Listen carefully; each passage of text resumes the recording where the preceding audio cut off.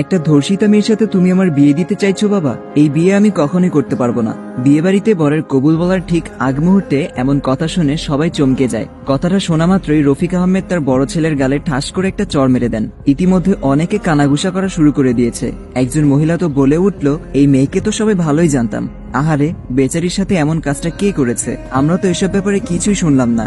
নিজের মেয়ের সম্পর্কে এসব কথা শুনে আর ঠিক থাকতে পারলেন না রহিমা বেগম। মুখে আঁচল দিয়ে কাঁদতে লাগলেন। তিনি আগেই তার ভাইকে বলেছিলেন একমাত্র মেয়ের বিয়েটা সে খুব সাদামাটা ভাবেই দিতে চান, যেন এইসব বিষয়ে জানাজানি না হয়। কিন্তু ভাইয়ের জোরাজোরিতে তার ছেলের সাথে নিজের মেয়ের বিয়ে এত অনুষ্ঠান করে দিতে সে রাজি হয়েছে। রফিক আহমেদ সেই মহিলাকে ধমক দিয়ে উঠলেন, কি সব যাতা বলছেন? এমন কিছুই হয়নি মধুমিতার সাথে।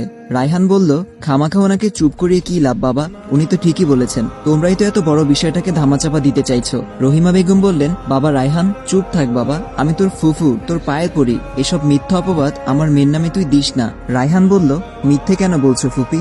বলো, তোমার মেয়েকে রিয়াদ নামের ছেলেটা উঠিয়ে নিয়ে যায়নি? রাখেনি নিজের কাছে এক রাত? কিছু না করেই ছেড়ে দিয়েছে বুঝি? শুরু হলো সবার মাঝে তর্কাতর্কি। এত সব কিছুর মাঝেও একজন চুপ করে বসে চেয়ে আছে তাদের দিকে। পায়ে তার আলতা হাত ভর্তি মেহেদি, গয়না দিয়ে পা থেকে মাথা অবধি ভরপুর, চোখে টানা কাজল, গায়ে বিয়ের বেনারসি। মধুমিতার এসব আর কিছুই ভালো লাগছে না। বাবা বেঁচে থাকলে হয়তো এখন এসব তার সহ্য করতে হতো না। উঠে এক দৌড়ে বিয়ের স্টেজ থেকে নেমে দৌড়ে বাড়ির ভেতরে চলে গেল সে। রহিমা বেগম দেখেও কিছু বলছেন না। সে জানে এখন কি হবে, গিয়েও কোনো লাভ নেই।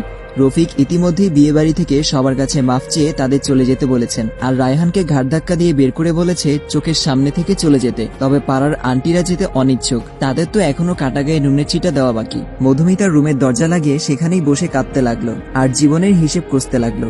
মধুমিতা জাহান তুলি, ঢাকা মেডিকেলের ছাত্রী। ছোট থেকেই খুব চঞ্চল ও মেধাবী, লম্বা, চেহারা অনেক ফর্সা না হলেও মায়াবী। মধুমিতার বাবা নেই, মায়ের সাথে মামার বাড়িতেই ছোট থেকে বড় হয়েছে সে। দাদার বাড়িতে মাঝে মাঝে যাওয়া হয় তাদের। রায়হান হলো তার মামার বড় ছেলে। একসময় এই রায়হানই মধুমিতাকে পাওয়ার জন্য ছিল পাগল, কিন্তু ভাগ্যের কি নির্মম পরিহাস, এই ছেলেই সবার সামনে মধুমিতাকে নিয়ে এত বড় একটা কথা বলে দিল। কথায় আছে না, মানুষ চেনা যায় বিপদে। কিছুদিন আগের ঘটনা, রিয়াদ নামের পাড়ার এক বখাটে ছেলে মধুমিতাকে খুবই বিরক্ত করত। একদিন মধুমিতা সহ্য করতে না পেরে ভার্সিটির সবার সামনে তাকে চড় মেরে দেয়। এটাই যেন কাল হয়ে দাঁড়ায় তার জন্য। রিয়াদের ইগো হার্ট হয়। সেদিন বিকেলে বাড়ি ফেরার সময় মধুমিতাকে জোর করে গাড়িতে তুলে নিয়ে যায় রিয়াদ।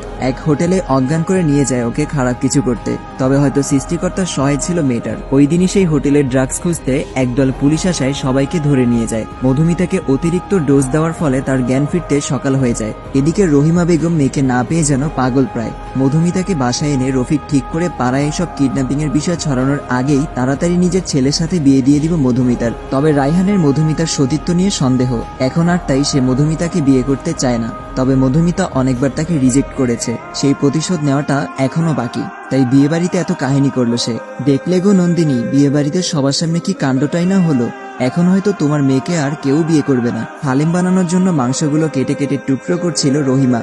তখনই রায়হানের মায়ের মুখে এমন কথা শুনে থেমে যায় সে। এসব কিছুর পিছে যে রায়হানের মায়েরও হাত আছে তা খুব ভালো করে জানে রহিমা। নিজের বোনের মেয়ের সাথে ছেলের বিয়ে দিতে না পারার ক্ষোভটা হয়তো এখন ছাড়বে সে। রহিমা আর তার মেয়েকে কখনোই সহ্য করতে পারত না রায়হানের মা, তাই এই বাড়িতে থাকতেও চায় না রহিমা। তবে ভাইয়ের জোরাজুরিতে বছরের বেশিরভাগ সময় এখানেই থাকা হয় তার। মাঝে মাঝে শ্বশুরবাড়ি গিয়ে সবার সাথে দেখা করে আসে সে। শ্বশুরবাড়ির সবার সাথে তার সম্পর্ক যথেষ্ট ভালো। তবে সেখানে থাকলে যে বারবার মৃত স্বামীর কথা মনে পড়ে, তাই তারাও রহিমাকে তেমন জোর করেনি সেই বাসায় বেশিরভাগ থাকতে। কিন্তু সে বাড়ির দরজাটা সবসময় খোলা এই মা মেয়ের জন্য। বিয়েতে অবশ্য তারা কেউ আসেনি, এর একটা কারণ আছে, তারা কেউই রায়হানকে তেমন পছন্দ করত না। তবে এসব ভাবার বা কারো কথায় কান দেওয়ার সময় নেই। ওদিকে মেয়েটা সারাদিন না খেয়ে আছে, তাই তো নিজ হাতে মধুমিতার পছন্দের হালিম বানাতে এসেছিল রহিমা। তাই নিজের কাজে আবার লেগে গেল। মধু, মা আমার, দরজাটা খোলতো, দেখ তোর জন্য খাবার নিয়ে এসেছি। রহিমার কথায় হালকা নড়ে বসে মধুমিতা। জানালার দিকে তাকিয়ে দেখে বাহিরে অন্ধকার, রাত হয়ে গিয়েছে বুঝি। সময় কখন কাটলো বুঝতেই পারেনি সে। এখনো তার গায়ে বিয়ের সাজ। আস্তে করে উঠে দরজাটা খুলল সে। মধুমিতা বলল, মা। মা ডাকটা শুনে যেন আত্মা কেঁপে উঠল রহিমার। কতটা যন্ত্রণা লুকিয়ে আছে এই ডাকটার পেছনে। মেয়েটির চোখ মুখ ফুলে একাকার।